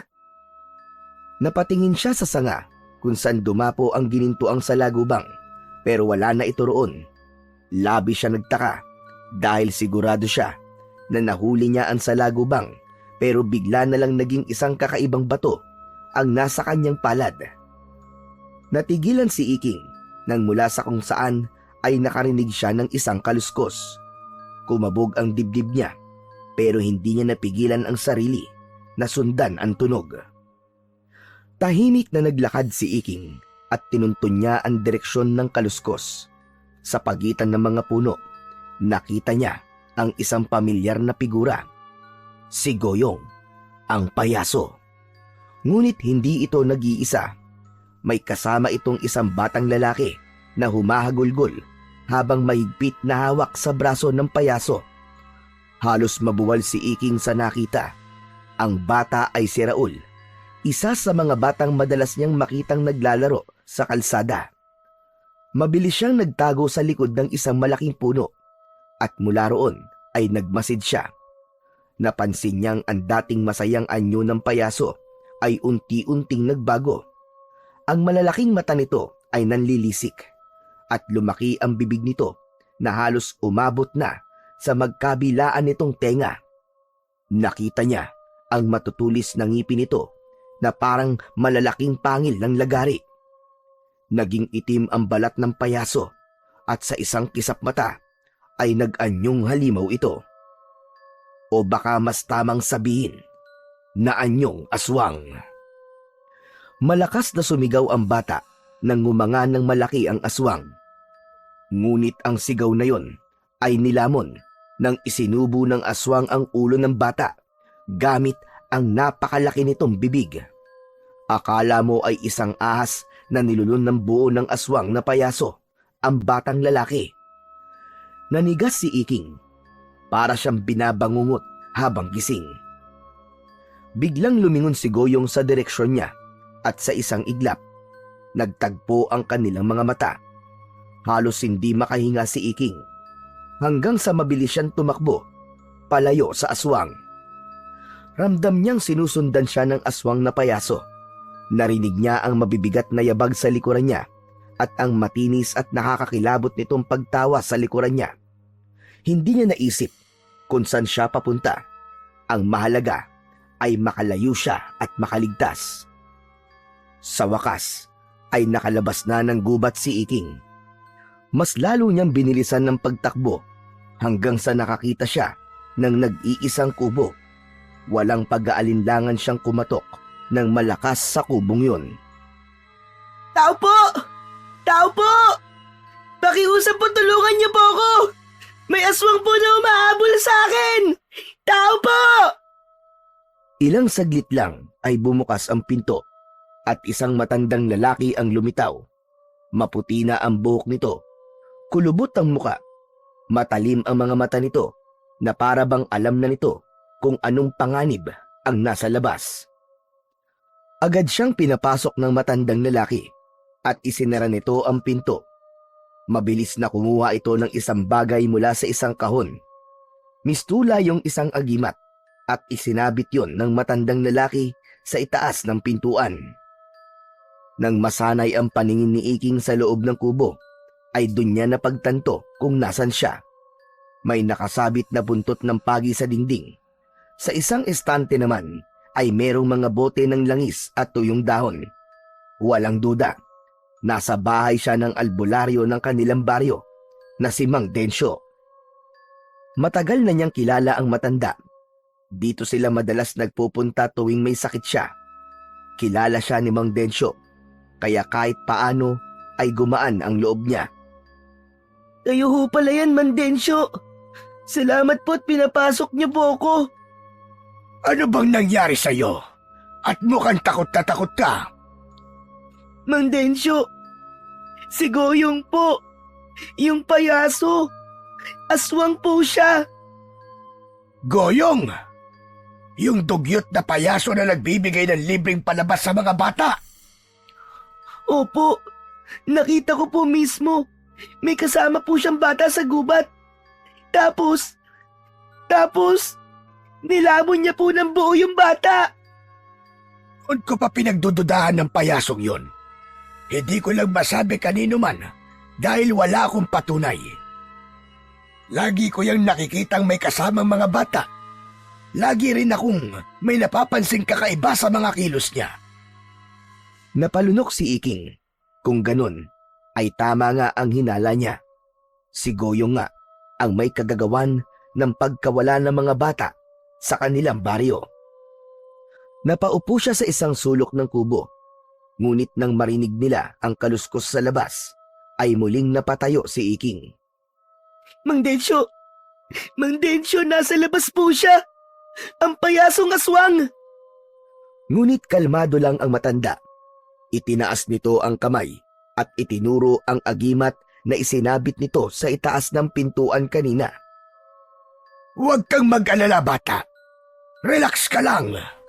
Hindi siya makakapasok dito. Protektado ang kubo ko laban sa mga aswang. Pero ikaw, bakit ka ba nasa labas pa ng ganitong oras?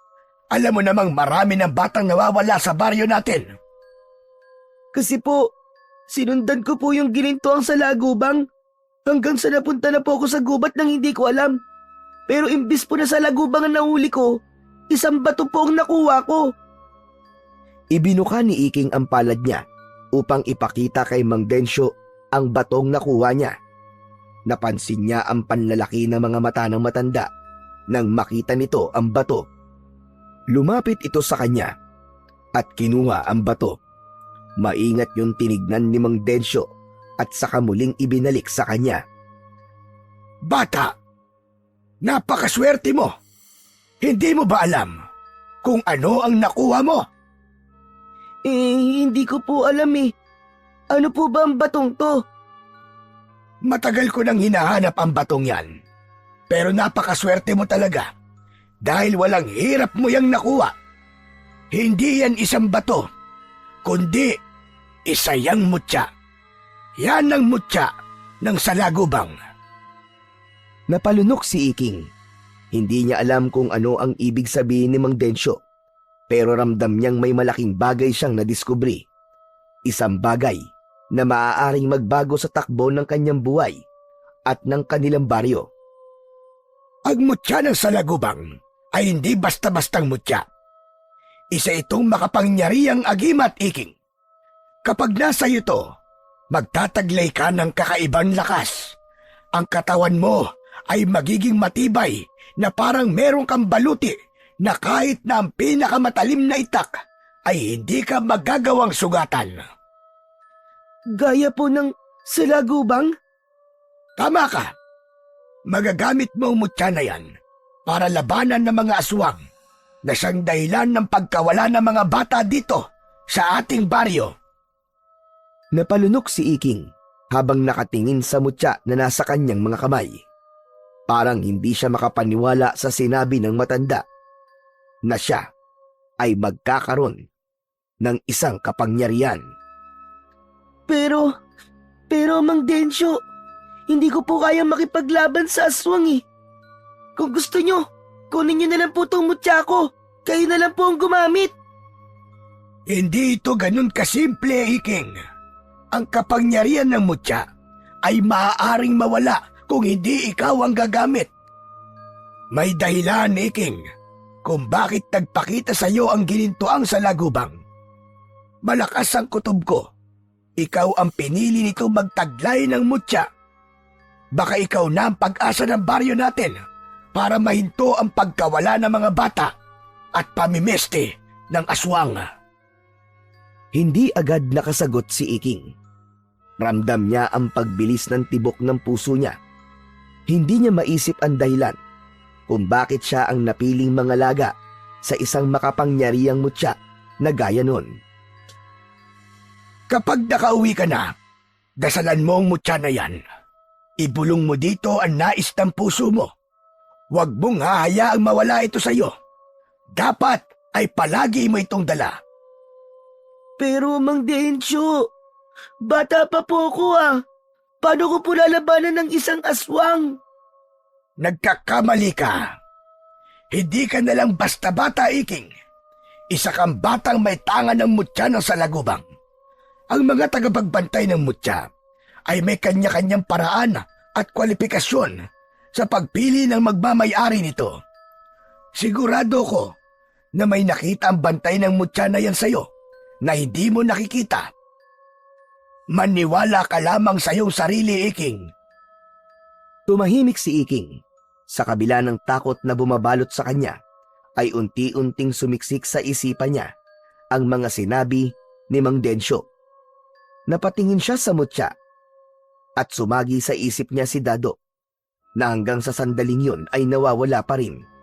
Naisip niya na paano kung buhay pa ang kaibigan niya at meron pang pag-asa upang mailigtas niya ito. Kung totoo ang kapangyarihan ng mutya at kung talagang siya ang pinili nito, ay baka yun na ang pagkakataon niya upang mailigtas si Dado at ang iba pang mga batang nawawala. At higit sa lahat ay matuldukan na ang takot na bumabalot sa kanilang baryo. Madaling araw nang ihatid si Iking ni Mang Densyo sa kubo nila. Pareho silang walang imik habang naglalakad. Ngunit ramdam ni Iking ang bigat ng responsibilidad na dala niya dahil sa tanga na niya ang mutya ng salagubang. Mahigpit niyang hinawakan ng mutya ng salagubang na nasa kanyang bulsa. Pagdating nila sa bahay ni Iking ay nagpaalam na si Mang Densyo. Matapos yun ay marahan niyang binuksan ng pinto at sumilip sa loob. Tulog pa rin si Isko at malakas pa rin ang paghilik nito. Nagpasalamat siya dahil alam niya na hindi napansin ng kanyang kapatid na lumabas siya ng bahay nila. Pumasok na si Iking at maingat niyang isinarado ang pinto ng kanilang kubo.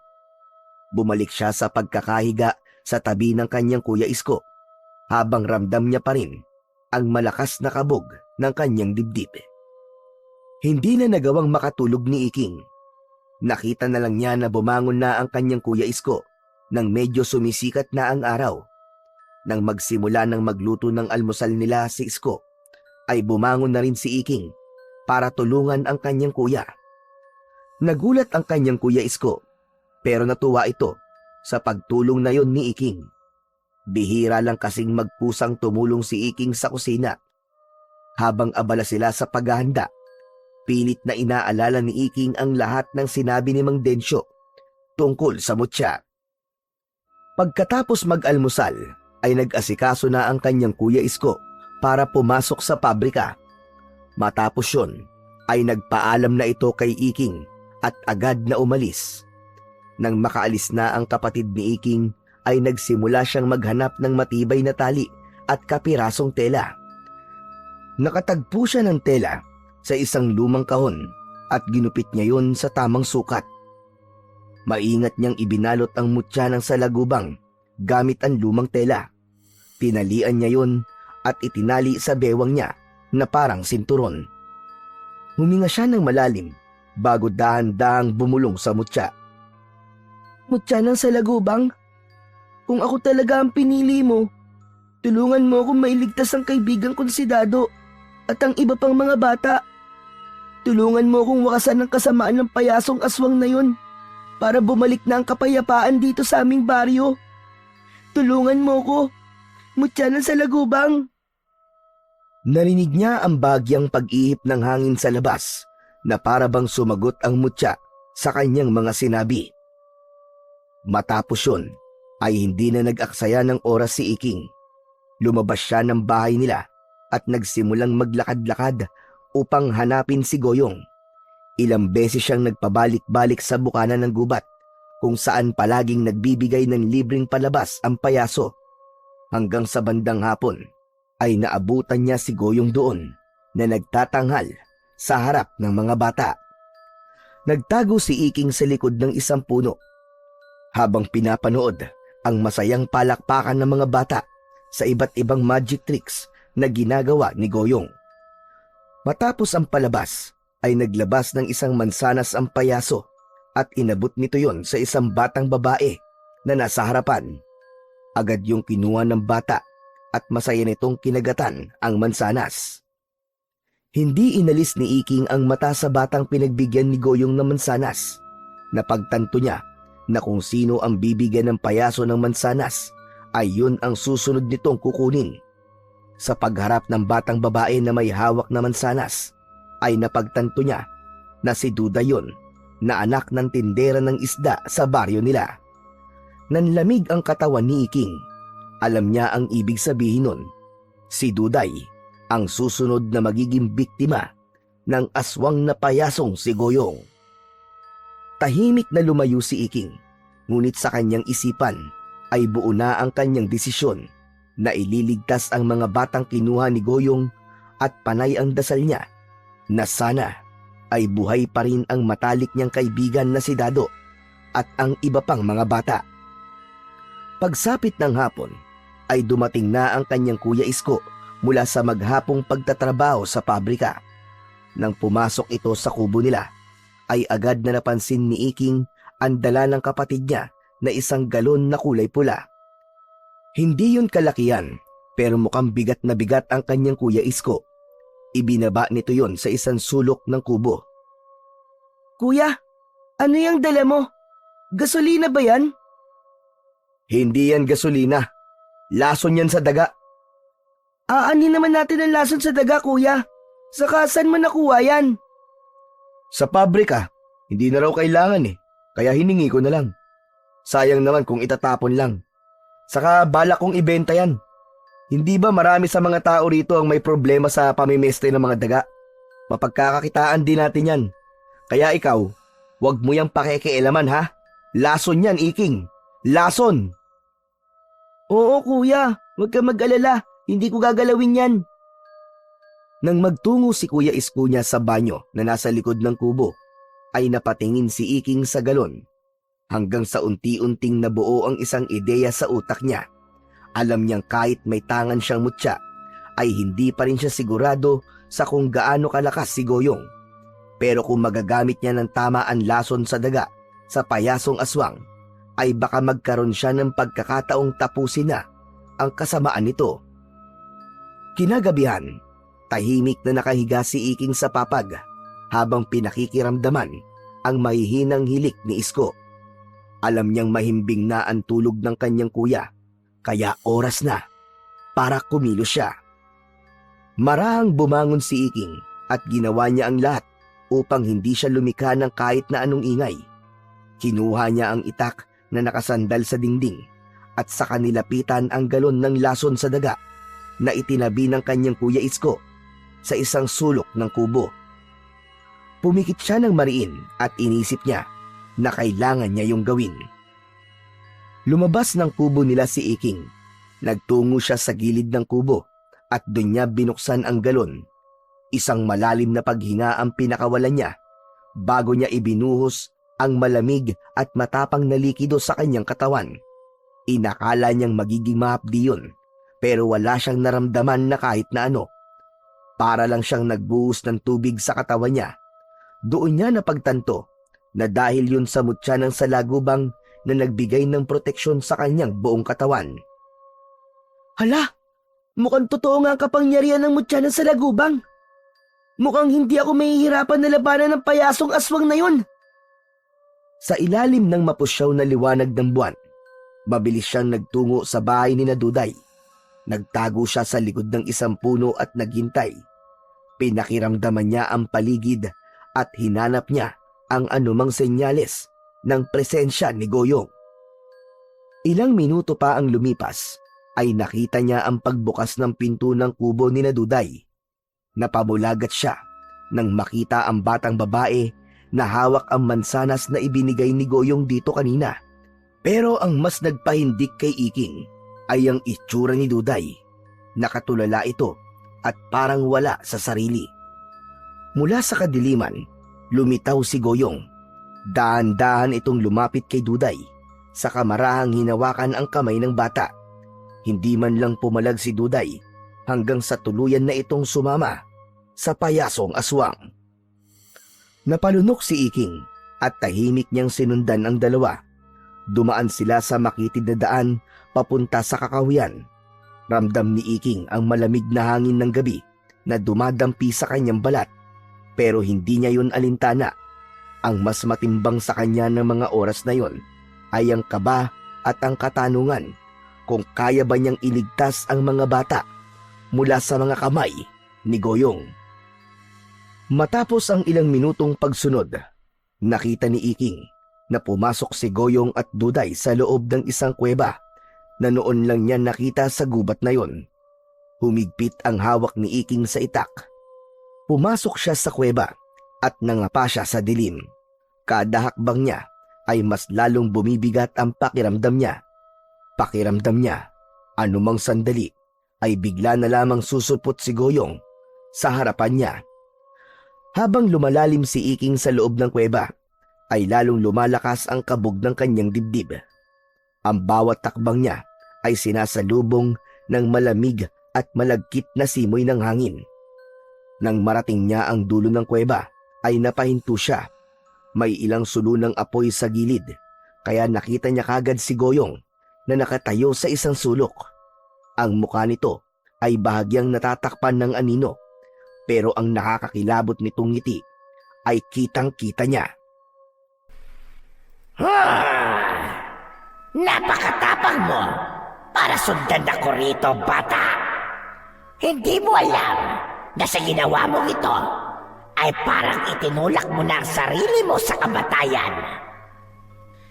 Ilabas mo ang mga batang kinuha mo, Goyong! Dahil kung hindi, mapipilitan akong labanan ka! Masyadong malakas ang loob mo para sa isang batang paslit. Sa isang iglap, biglang nagbago ang itsura ni Goyong. Napangiwi si Iking habang nakikita niya kung paanong dahan-dahang lumaki ang bibig ng payaso. Bumuka yun ng napakalapad. Tumalim ang mga ngipin nito. Ang mga mata nito ay naging kulay pula at mas lumaki ang katawan nito. Maging ang mga kuko nito ay humaba na parang mga patalim. Ngayon, tignan natin kung hanggang saan ang tapang mo, bata! Mabilis na sumugod ang payasong aswang kay Iking. Sa isang kisap mata ay nasa harapan niya na ito. Iniumang nito ang matutulis nitong pangil sa leeg niya, pero naiharang kagad ni Iking ang kanyang braso. Ngunit kapwa sila nagulat nang hindi bumaon sa balat ni Iking ang mga ngipin ng aswang. Pinakawalan siya ng aswang at umatras ito. Paano nangyari yun? Bakit hindi ka tinablan ng mga ngipin mo? Napatingin si Iking sa kanyang braso. Hindi man lang siya nagalusan. Doon niya naalala ang mutya ng salagubang na nakasabit sa kanyang bewang. Dahil doon ay nagkaroon siya ng lakas ng loob para umatake. Malakas na sumigaw si Iking at sumugod siya kay Goyong. Sinaksak niya ang itak sa tiyan nito. Napaluhod ang aswang habang hawak nito ang sugat nito sa tiyan na may lumalabas na malapot at maitim na dugo. Nanggagalaiti ito sa galit habang nakatingin kay Iking. Muling sumugod si Goyong. Sinubukan itong kagatin si Iking sa leeg, pero gaya na nangyari noong una ay hindi pa rin bumaon ang mga ngipin nito sa balat niya. Ramdam ni Iking ang init na nanggagaling sa mutya ng salagubang. Dumadalo yon sa bawat himaymay ng kanyang ugat at laman. Hindi nagtagal ay mas lalong nag-apoy ang tensyon sa loob ng kuweba. Nagpalitan na ng pag-atake sina Iking at ang payasong aswang. Ngunit sa isang iglap, nasunggaban ni Goyong ang braso ni Iking.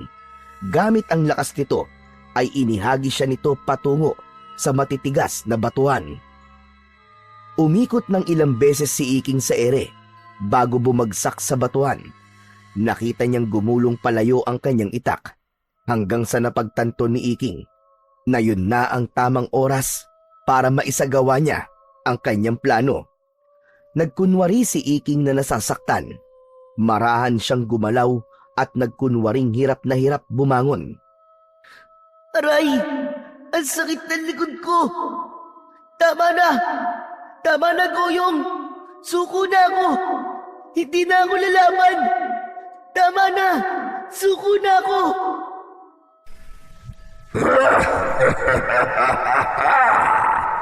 Ano, bata? Akala ko ba malakas ka? Bakit parang hindi ka na makalaban ngayon? Hindi ko alam kung anong mahika ang meron ka at hindi kita makagagdagan. Ayaw tumalab ng mga pangil ko sa'yo.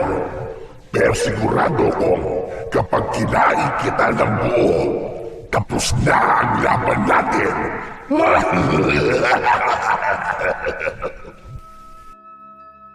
Mabilis na lumapit ang payasong aswang kay Iking at ibinuka nito ang napakalaki nitong bunganga.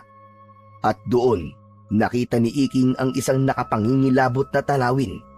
Napakadilim ng loob ng bunganga ni Goyong na parang wala yung hangganan. Ang gilid ng bunganga ay nababalot ng maiitim na ugat na gumagalaw. Ang dila nito ay mahaba, basa at parang ahas kung gumalaw. Ang loob ng lalamunan nito ay may mahahabang pangil na nakausli, animoy patibong na nakahanda sa sino mang mahuhulog doon. At mula sa kaloob-looban ay may lumabas na masangsang na amoy ng nabubulok na laman. Mga labi ng hindi mabilang na biktimang mga bata na nalunok na nito noon. Hinayaan ni Iking na lamunin siya ng buong buo ni Goyong. Walang kahirap-hirap siyang nilulun nito ng buo. Naramdaman niya ang dulas at lagkit ng loob ng bibig nito. Binalot siya ng malapot at malamig na laway ng aswang. Nasikil siya ng masikip na espasyo ng lalamunan nito. Nahirapang makahinga si Iking pero hindi siya natinag hanggang sa bigla siyang niluwa ni Goyong. Bumagsak si Iking sa lupa habang ang payasong aswang naman ay nagpakawala ng sunod-sunod na pagsusuka. Nakatukod ang mga kamay nito sa lupa habang lumalabas sa bibig nito ang malagkit at berdeng likido.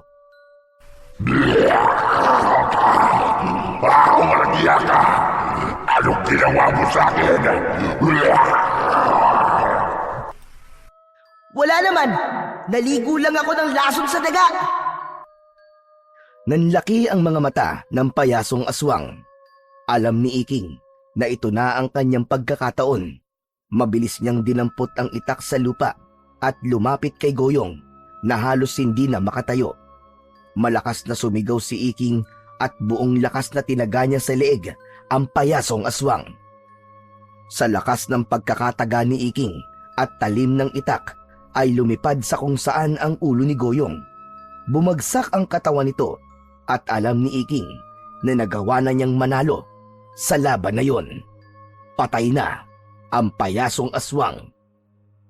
Hingal na hingal si Iking habang nakatingin sa wala ng buhay na katawan ng aswang na minsan ay nagdala ng takot sa kanilang baryo.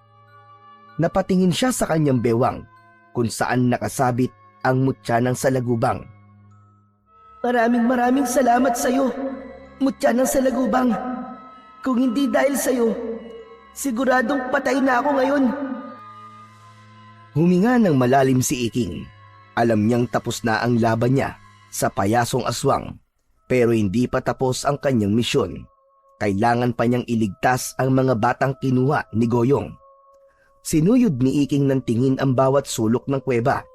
Malakas ang pakiramdam niya na naroon ang mga batang kinuha ng payasong aswang. Maya-maya pa ay nakarinig siya ng mahihinang pagsigaw. May umiiyak at humihingi ng tulong. Napansin niya ang isang malapad na bato sa gilid at sigurado siya na sa ilalim nun nagmumula ang mga sigaw. Nilapitan niya ang malapad na bato. Hinawakan ni Iking ang mutya ng salagubang sa kanyang bewang at hinayaan ang kapangyarihan nito na dumaloy sa kanyang buong katawan. Lalo siyang lumakas at sa isang iglap, dinakma niya ang bato at buong lakas niya yung itinulak. Nang maalis niya ang malapad na bato, ay doon niya nakita ang isang malaking butas sa lupa. Hindi nag-aksaya ng oras si Iking. Kinuha niya ang isang sulunang apoy at pumasok siya sa butas. Isang mahabang lagusan ang bumungad sa kanya. Walang pagdadalawang isip na tinahak niya ang lagusang yon hanggang sa makarating sa dulo ng lagusan. At doon, nakita niya ang mga bata. Nakakulong ang mga bata sa isang kulungan na gawa sa kawayan. Marurumi ang damit ng mga bata at mukhang nangihina na. Iking! Iking! Iking, ikaw ba yan? Nanlaki ang mga mata ni Iking nang makita niya ang kaibigan niyang si Dado. Agad niya itong nilapitan. Dado! Dado! Salamat sa Diyos at buhay ka pa!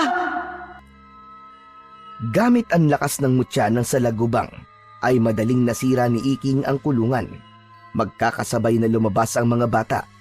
Nang makalabas si Dado, ay agad siya nitong niyakap ng mahigpit. Matapos yun, ay masaya itong tumingin sa kanya. Buti na lang, Iking, at nahanap mo kami. Sinundan ko si Goyong, Dado. Kaya nalaman ko na dito niya dinadala ang mga batang kinukuha niya. Si Goyong! Si Goyong! Nasaan siya? Nasaan ang aswang? Wala na siya, Dado. Pinatay ko na siya. Pinatay ko na siya, Dado. Ligtas na tayo. Ano? Ikaw ang pumatay sa kanya? Pero paano? Saka na lang ako magpapaliwanag, Dado. Kailangan na muna natin makaalis dito. Matapos yun, ay iginiya ni Iking ang lahat ng batang naroon palabas ng kuweba. Makalipas ang ilang minuto, ay tuluyan ng nakalabas ang lahat ng bata at nagsimula na silang maglakad palabas ng gubat. May ngiti sa labi ni Iking dahil alam niyang makakauwi na ang mga batang yon sa kanilang mga pamilya. Matapos na mailigtas ni Iking ang mga bata sa payasong aswang, ay mabilis na kumalat sa buong baryo ang ginawa ni Iking. Pinuri siya ng mga nakatatanda, hinangaan ng mga kabataan, at higit sa lahat, ipinagmalaki siya ng kanyang Kuya Isko. Natuto na ring tanggapin ng kanyang Kuya Isko ang pakikipagkaibigan ni Iking kay Dado. Ngunit alam ni Iking na hindi pa ron natatapos ang lahat. Alam niyang marami pang tulad ni Goyong ang nagtatago sa dilim at naghihintay ng tamang pagkakataon upang umatake. Kaya sumailalim siya sa masusing pagsasanay sa ilalim ni Mang Densyo upang mapaghusay pa ang kanyang lakas, bilis at paggamit sa kapangyarihan ng mutya ng salagubang. Bilang tagapagtanggol ng kanilang baryo laban sa masasamang elemento at maging sa mga aswang.